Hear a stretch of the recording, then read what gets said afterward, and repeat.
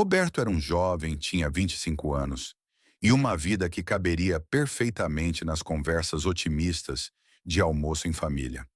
Morava sozinho em um apartamento pequeno, porém organizado.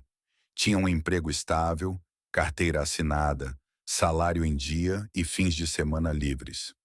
Aos olhos de quem o observava de fora, havia alcançado cedo aquilo que muitos só conquistariam tarde demais: segurança.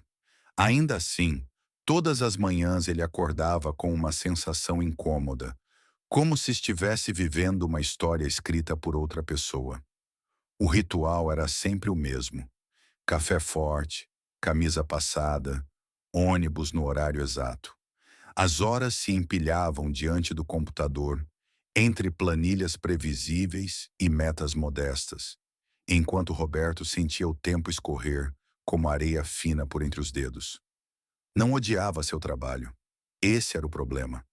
Tudo era apenas aceitável demais, confortável demais, silenciosamente sufocante. À noite, quando a cidade diminuía o ritmo, ele se sentava perto da janela e observava as luzes dos prédios vizinhos. Imaginava quem eram aquelas pessoas, o que buscavam, quais sonhos ainda insistiam em manter vivos. Dentro dele, uma inquietação crescia, alimentada por números, ideias e possibilidades. Roberto não queria apenas viver bem, queria vencer. Queria independência financeira, liberdade para escolher seus próprios dias, tempo que não precisasse ser trocado por salário. Não era ganância, dizia a si mesmo, era urgência, uma certeza íntima de que havia algo além daquele roteiro previsível. Enquanto amigos celebravam promoções e parcelas quitadas, Roberto pensava em investimentos, negócios, riscos. Sabia que o caminho não seria simples, nem garantido. Sabia também que fracassar era uma possibilidade real. Ainda assim, o medo de permanecer onde estava parecia maior do que qualquer incerteza. Foi nessa fase de inquietação silenciosa que Roberto começou a perceber: a vida ideal, quando não escolhida, pode se tornar apenas uma gaiola bem decorada. E ele já não estava disposto a continuar admirando as grades. A decisão não veio em forma de epifania, nem acompanhada de trilha sonora heróica. Veio numa terça-feira comum, quando Roberto fechou o notebook do trabalho e percebeu que sentia mais alívio ao encerrar o dia do que satisfação por tê-lo vivido. Ficou alguns minutos parado, encarando a tela escura, como se ali pudesse encontrar uma resposta. Não encontrou. Encontrou apenas a certeza de que adiar já não era uma opção. Naquela mesma noite, abriu cadernos antigos, anotações soltas no celular, ideias que havia guardado como quem esconde sonhos para não parecer imprudente. Havia projetos mal formulados, números rabiscados, possibilidades frágeis, mas reais, pequenas, imperfeitas, e ainda assim, vivas.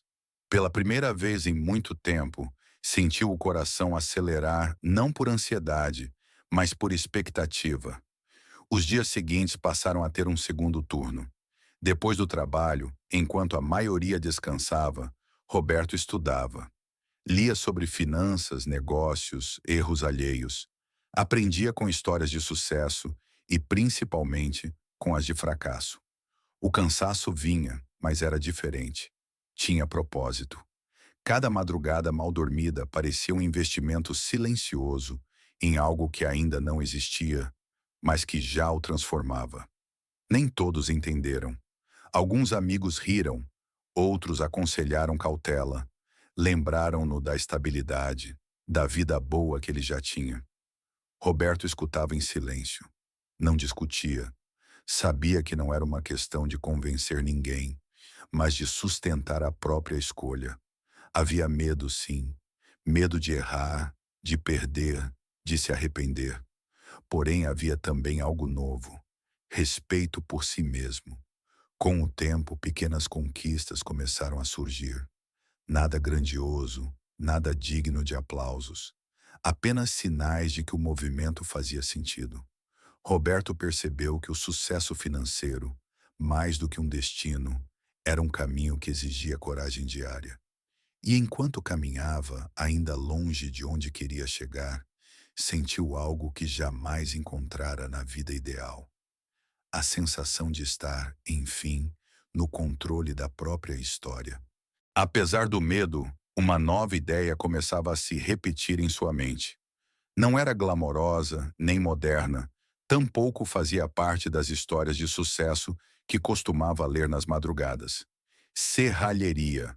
A palavra soava pesada, antiga, quase fora de lugar em seus planos de liberdade financeira. Ainda assim, quanto mais tentava ignorá-la, mais ela retornava, insistente, como um chamado discreto. Tudo começou por acaso, numa conversa rápida com o porteiro do prédio, que reclamava da demora para consertar um portão. O serralheiro da região estava sobrecarregado, cobrava caro e ainda assim tinha fila de espera. Roberto ouviu sem grande interesse no início, mas aquela frase ficou ecoando em sua cabeça. Quem sabe fazer nunca fica sem serviço. Naquela noite, ele pesquisou. E na seguinte também. Descobriu que era um ofício antigo, sim, mas necessário. Portões, grades, estruturas metálicas, reparos urgentes. Havia demanda constante, pouca concorrência qualificada e, sobretudo, algo que lhe chamava a atenção: resultados concretos. Decidiu aprender. Não como hobby, mas como estratégia. Encontrou um curso básico aos sábados, simples, prático, ministrado por um homem de mãos calejadas e poucas palavras. No primeiro dia, ao vestir o avental e segurar o equipamento pesado, Roberto sentiu um estranhamento profundo. Seu corpo, acostumado à cadeira e ao teclado, reclamou. O cheiro de metal, o calor, o barulho, tudo parecia contrário à vida organizada que levava. Ainda assim, algo nele se aquietou. Pela primeira vez em muito tempo, não pensava em planilhas, nem em prazos abstratos. Pensava apenas em medir, cortar, soldar. As semanas seguintes foram exaustivas. Trabalhava durante o dia, estudava à noite e passava os sábados inteiros aprendendo a transformar barras de ferro em algo útil. Voltava para casa cansado, com as mãos doloridas e a roupa suja, mas com uma sensação estranha de progresso. Não era apenas aprendizado técnico, era a reconstrução silenciosa de sua autoestima. Cada solda bem feita parecia reafirmar que ele era capaz de criar algo com as próprias mãos. Quando terminou o curso, não houve celebração. Apenas um próximo passo. Comprou ferramentas usadas, negociadas com cuidado, pagas em parcelas que cabiam no orçamento apertado. Organizou um pequeno espaço improvisado na garagem emprestada de um conhecido. Registrou um nome simples para o negócio, discreto, quase invisível. Não queria anunciar grandes ambições. Queria começar pequeno e aprender com os erros. O primeiro serviço veio de forma tímida. Um concerto de grade, indicado por alguém do curso. Roberto cobrou pouco, quase simbólico, mais interessado na experiência do que no dinheiro. Trabalhou com atenção obsessiva, revisou cada detalhe, entregou além do combinado. Quando recebeu o pagamento, segurou as notas por alguns segundos, observando-as como quem observa um troféu silencioso. Não era o valor, era o significado. Com o tempo, os pedidos aumentaram. Um portão aqui, uma estrutura simples ali, pequenos reparos que se encaixavam nas noites e nos fins de semana. Roberto começou a sentir o peso da dupla jornada. Havia dias em que o corpo pedia descanso e a mente ameaçava desistir. Mas sempre que pensava em parar, lembrava-se do motivo. Aquela renda extra não era apenas dinheiro, era um degrau. Um passo calculado rumo à saída definitiva do emprego, que, embora seguro, já não o representava. Ele passou a controlar cada centavo com rigor. Separava o dinheiro do negócio, reinvestia uma parte, guardava outra. Criou metas modestas, porém claras, um fundo de emergência, equipamentos melhores, meses de segurança antes de qualquer decisão radical. Pela primeira vez, seu plano não era apenas um desejo abstrato, mas algo com prazos, números e limites bem definidos. No trabalho formal, poucos perceberam a mudança. Roberto continuava eficiente, pontual, silencioso, mas por dentro, algo havia se deslocado. Já não se sentia preso da mesma forma. Sabia que cada dia ali era temporário, parte de uma transição. Essa consciência tornava as horas mais leves, quase suportáveis. Houve erros, claro, medidas mal calculadas, retrabalhos, prejuízos pequenos, porém dolorosos. Houve também noites em que se perguntou se estava sendo ingênuo, se não seria melhor aceitar a vida ideal que tantos elogiavam. Nessas horas lembrava-se do portão consertado, do cliente satisfeito, do dinheiro ganho por algo que ele mesmo havia construído. Lembrava-se da sensação de autonomia. Os meses passaram com a descrição de quem trabalha em silêncio. Sem anúncios grandiosos, a serralheria de Roberto foi ganhando forma, corpo e ritmo. O espaço improvisado já não comportava tantas ferramentas. O barulho do metal sendo cortado fazia parte da rotina, quase um relógio marcando o avanço dos dias. Ele havia aprendido a negociar melhor, a precificar com menos medo e mais consciência. Cada serviço entregue trazia não apenas dinheiro, mas confiança. Uma moeda que valia tanto quanto o lucro. O negócio ainda era pequeno, longe de qualquer ideal de grandeza. Ainda assim, os números começaram a contar uma história diferente. Ao final de alguns meses, Roberto sentou-se com calma, espalhou recibos, planilhas simples e anotações feitas à mão. Somou, subtraiu, revisou, repetiu o processo 2, 3 vezes, desconfiado. O resultado era claro. A serralheria já rendia o suficiente para igualar seu salário fixo. Não era muito. Ele sempre soubera disso. Mas era o bastante para pagar as contas, comer com tranquilidade e continuar investindo no próprio trabalho. A decisão não veio com euforia, veio com serenidade. Roberto sabia que não havia garantias, apenas preparo. Havia dinheiro guardado, clientes recorrentes e uma demanda constante. Não era um salto no escuro, era um passo calculado. Ainda assim, ao pedir demissão, sentiu o coração acelerar como se estivesse atravessando uma porta sem retorno. No escritório, a notícia caiu como um choque silencioso. Colegas interromperam o que faziam, alguns riram sem entender, outros tentaram disfarçar a surpresa. "Mas você vai fazer o quê?" perguntaram. Roberto respondeu com simplicidade, sem discursos. Ia tocar o próprio negócio. Explicou que não era loucura nem rebeldia, apenas um plano que havia funcionado. Muitos desejaram sorte, poucos compreenderam de verdade. Seu chefe ouviu em silêncio, apoiado na cadeira, tentando encontrar falhas naquela decisão tão fora do esperado. Argumentou sobre estabilidade, crescimento interno, benefícios. Roberto agradeceu. Tudo aquilo era real, mas já não bastava. Ao sair da sala com a carta assinada e os últimos dias definidos, sentiu algo difícil de nomear. Não alegria explosiva, mas alívio profundo. No último dia, despediu-se com educação, apertos de mão e sorrisos contidos. Nenhuma porta batida, nenhuma promessa dramática. Apenas o encerramento de um ciclo. Ao deixar o prédio, percebeu que o mundo não havia mudado. O trânsito seguia intenso, as pessoas apressadas, o céu comum. Ainda assim, algo dentro dele estava diferente. Agora o tempo tinha outro peso. Cada manhã pertencia a ele, cada erro também. A serralheria exigia mais do que antes, mas oferecia algo que jamais encontrara no emprego. Coerência entre esforço e resultado. O dinheiro ainda era pouco, o futuro incerto, mas a vida enfim fazia sentido.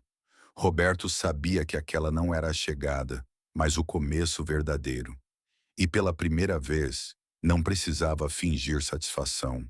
Estava construindo com as próprias mãos o caminho que escolhera trilhar. Anos depois, Roberto às vezes parava no meio da oficina apenas para observar. O som que antes o intimidava agora era familiar. O corte preciso do metal, o estalo da solda, as vozes trocando instruções rápidas. A serralheria já não era um projeto solitário. Crescera com cuidado como ele sempre planejara. 2 ajudantes dividiam o trabalho, homens simples, dedicados, que aprenderam a respeitar o ritmo calmo e organizado que Roberto fazia questão de manter. A decisão de contratar não fora impulsiva. Veio após meses de contas revisadas, previsões conservadoras e noites refletindo sobre riscos. Quando finalmente assinou os primeiros contratos, sentiu o mesmo frio no estômago de quando deixara o emprego. Mas assim como antes, o preparo falou mais alto. O negócio suportava aquele passo. Mais do que isso, precisava dele para continuar avançando. Com a ajuda, Roberto deixou de ser apenas executor e passou a ser também gestor. Já não precisava estar presente em cada solda, em cada corte. Ganhou tempo, um bem que aprendera a valorizar mais do que o dinheiro. Podia recusar serviços mal pagos, escolher melhor os clientes, planejar melhorias. As manhãs começaram a ter outro sabor. O despertador não era mais um inimigo. Era apenas um aviso de que o dia começava sob suas próprias regras. O dinheiro também mudara de papel. Ainda não havia excessos nem luxos desnecessários, mas havia conforto. As contas eram pagas com folga, a reserva crescia, e alguns pequenos desejos adiados começaram a se tornar possíveis. Um almoço sem pressa, uma viagem curta, a tranquilidade de saber que um imprevisto não seria um desastre. Roberto descobriu que prosperidade não era ostentação, mas segurança somada à escolha. Mesmo assim, não se acomodou. Continuava estudando, conversando com outros empresários, ajustando processos. Cada expansão era pensada com calma, cada investimento analisado como quem respeita o próprio passado.